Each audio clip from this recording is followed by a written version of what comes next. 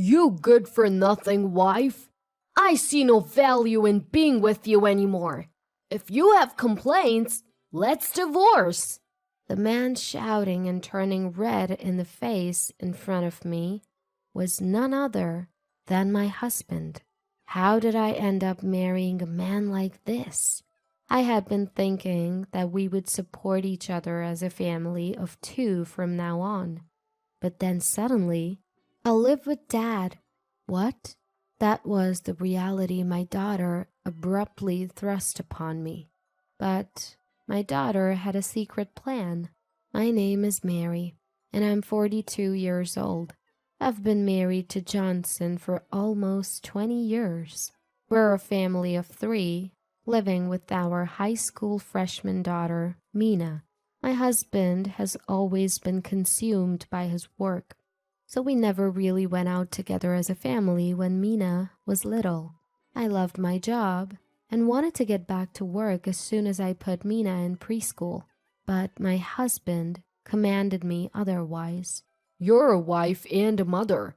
Just take care of the house. Don't even think about working. It's ridiculous." He takes care of the living expenses, so we don't struggle financially. But neither my daughter nor I want this kind of life. We want to go out together more as a family, spend time together, just the 3 of us. That's what we desire. But when I tell my husband that, he dismisses it as "Stupid, a waste of time. Unlike you two, I'm busy with work every day," and treats my daughter and me as if we're in the way. My daughter seemed to sense, even at a young age, that her father was rejecting family time. After a while, the time she spent talking to him decreased dramatically. On the other hand, my daughter and I got along like sisters. We would go shopping together, go to the movies on weekends. As she grew, she started helping with housework, and I could enjoy some free time for myself. My husband was relatively quiet. As long as my daughter and I didn't talk to him, he ate his meals without complaining. My daughter and I had grown accustomed to this lifestyle. But then one day, my husband started complaining about me. "Hey, I've been thinking about this for a while, but what is this mess you call food?" I didn't change the seasoning or anything." "I know that. Every single day you serve this disgusting food. Who do you think pays for the ingredients? Huh? Can't you even handle household chores properly as a homemaker?" This is how he would yell, making unreasonable complaints. I had never been told that my cooking was delicious, but I had never been attacked with such harsh words before. "The seasoning is too bland. Are you treating me like an old man? Who do you think supports our lifestyle?"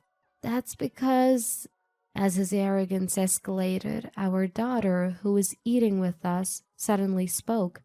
"Hey, Dad, can you not yell in the morning? It's hurting my head. And if you think the taste is bland, why don't you add your own seasoning? You're not a child." My daughter's blunt response made the husband falter for a moment. He seemed unsure how to react with her since he had never really faced her properly.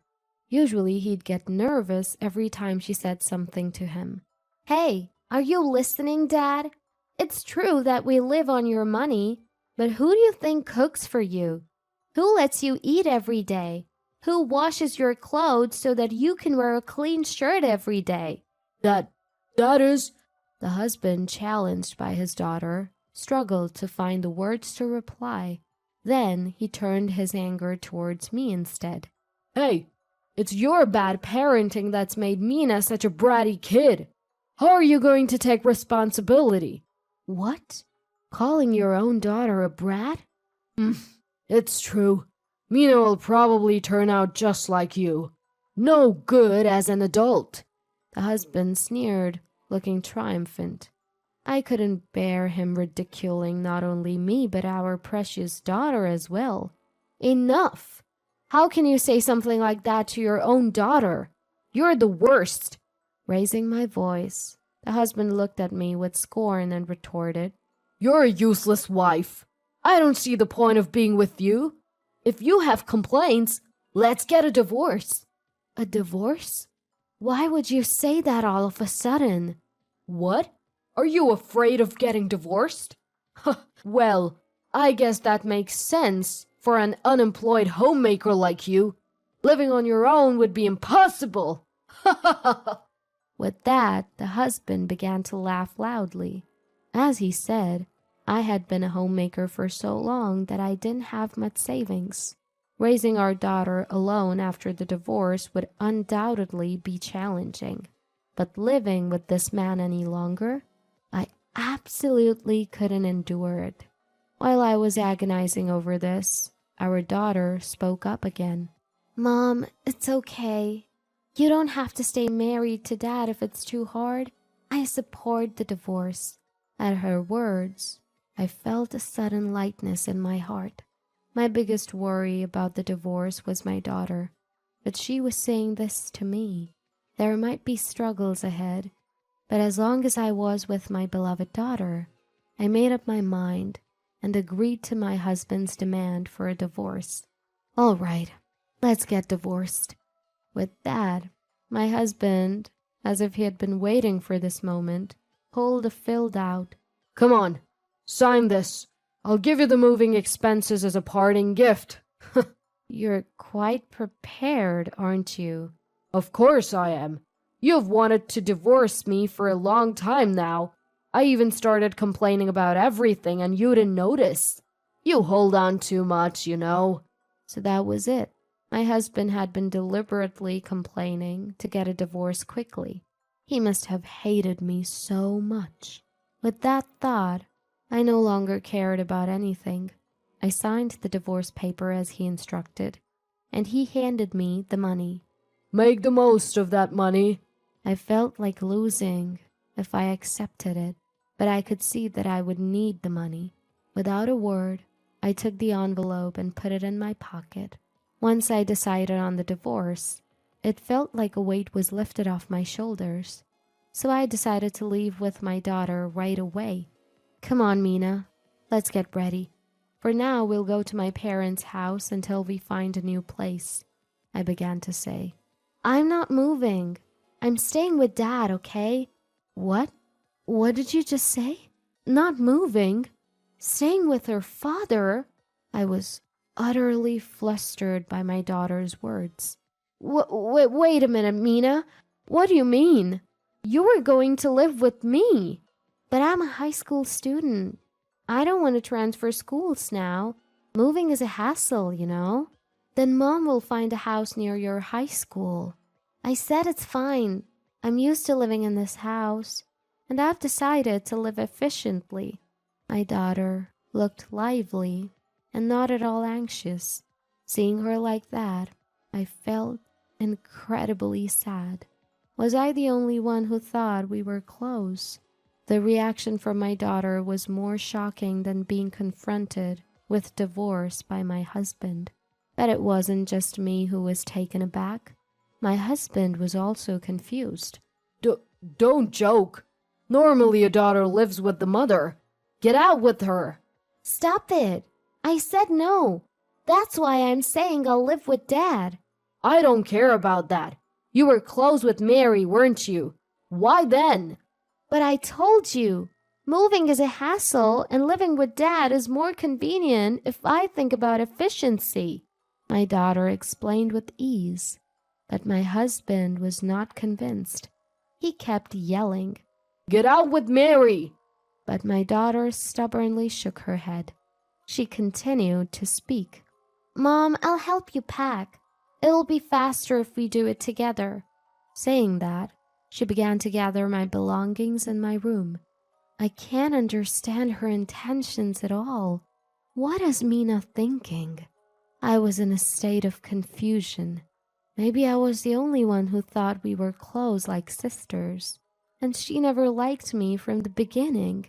I started to think pessimistic thoughts, and tears welled up in my eyes. As I looked down to hide my face, my daughter spoke cheerfully. You'll be okay, Mom. Just bear it a little longer. Huh? I froze for a moment, not understanding. But that confusion was cleared when my daughter explained a certain plan. That's the way it is.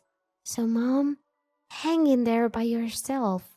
All right, I get it, I said, energized now that I had my daughter as a co-conspirator.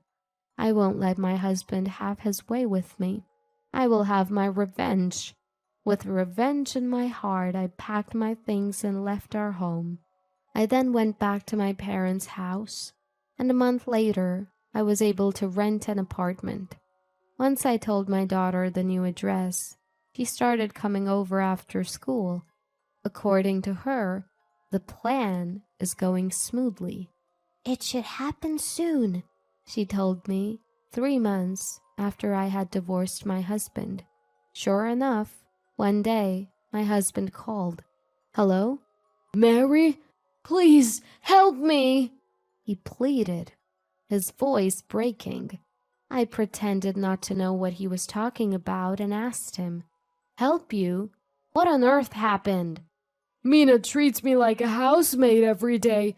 I can't take it anymore. It was exactly as I had heard. Since I left, my daughter had been forcing all the housework on him. I have work, and yet she tells me to make proper meals and do the laundry every day.